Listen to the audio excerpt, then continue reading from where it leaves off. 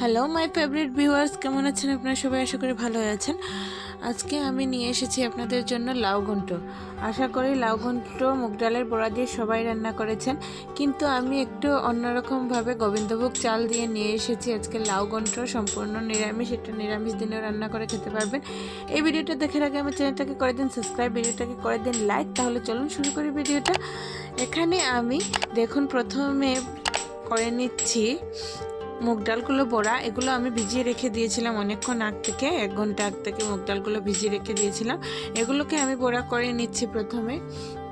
আর এখানে আমি লাউটা ভাপ দেওয়ার জন্য বসিয়ে দিয়েছি। দেখুন এখানে আমি 300 গ্রামের মতো লাউ নিয়েছি, লাউটা ভাপের জন্য বসিয়ে দিয়েছি। আর কড়াইতে আমি 1 ফুটো তেল দিয়ে গোবিন্দভোগ চালটাকে আমি অল্প নুন হলুদ দিয়ে একটু একটু করে জল দিয়ে আমি এগুলোকে হাফ সিদ্ধ করে নেব, 70% মতো সিদ্ধ করে নেব। তারপর এগুলো আমি ঘন্টার মধ্যে দিচ্ছি। প্রথমে আমি তেল দিয়ে একটু ভেজে নিলাম, যাতে করে চালটা শক্ত হয়ে যায়, ভেঙে না যায়। এবারে এর মধ্যে আমি সামান্য জল ছিটে দিয়ে দিয়েছি, এগুলোকে ঢেকে রেখে দিচ্ছি আমি।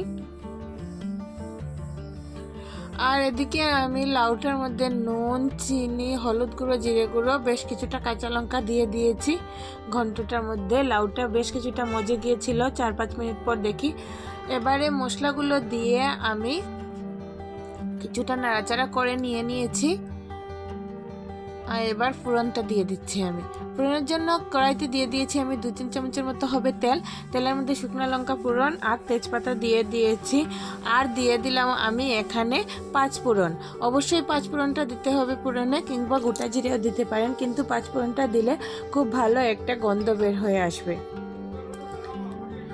এবারে লাউগুলো ঢেলে দিয়েছি এর মধ্যে।